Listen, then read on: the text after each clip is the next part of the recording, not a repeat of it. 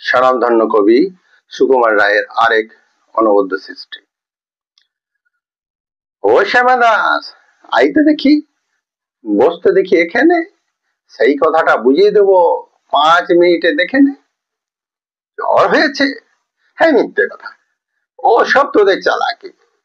এই যে বাবা চেঁচাচ্ছিলি, শুনতে পাইনি? কালাকি আমার ব্যামো, বুদ্ধি ডাকবি?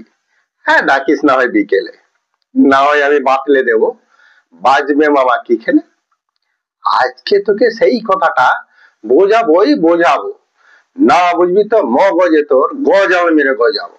কোন কথাটা তাও ভুলেছিস? ছেড়ে দিচ্ছিস হাওয়াতে? কি বলেছিলাম পরশু রাতে মিষ্টি বসে দাওয়াতে? আর ভুলিসনি তো বেশ করেছে, আবার শুনলে খেতি কি?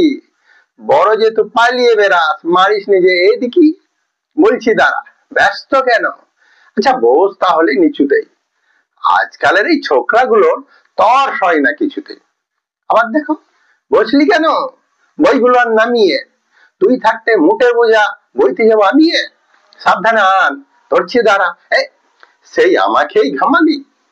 এই খেয়েছে কোন আক্কেলে শব্দ তোষ্টা নামালি? বের হয়েছে, আই দেখি তুই, বসতো দেখি এদিকে। আরে গোপাল, গোটা কয়েক পান দিতে বল খেদিকে।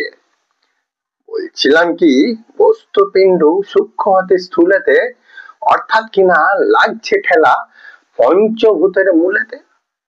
গোড়াই তবে দেখতে হবে কোত্থেকে আর কি করে রস জমে এই প্রপঞ্চময় বিশ্বতরুর শিকড়ে। অর্থাৎ কিনা এই মনে কর রোদ পড়েছে ঘাসেতে, এই মনে কর চাঁদের আলো পড়লো তারই পাশেতে। আবার দেখো, এরই মধ্যে হাই তোলবার মানে কি? আকাশ পানি তাকাশ খালি যাচ্ছে কথা, মানে কি? কি বললি তুই? এসব শুধু আবল দাবল বকুনি। বুঝতে হলে মগজ লাগে, বলেছিলাম তখনই।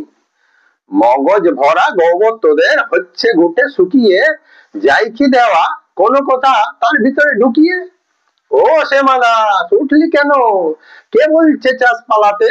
না শুনবি তো মিথ্যে সবাই আসিস কেন জ্বালাতে? তত্ত্ব কথা যাই না কানে, যতই মরি চেঁচিয়ে, ইচ্ছে করে ডান পিঠেদের কান মেলে পিছিয়ে। Thank you.